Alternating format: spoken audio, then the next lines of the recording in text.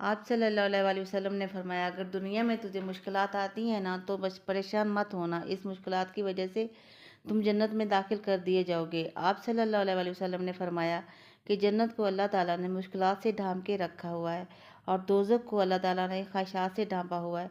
आपने अल्लाह ताला से ख्वाहिशात से पनाह मांगी है।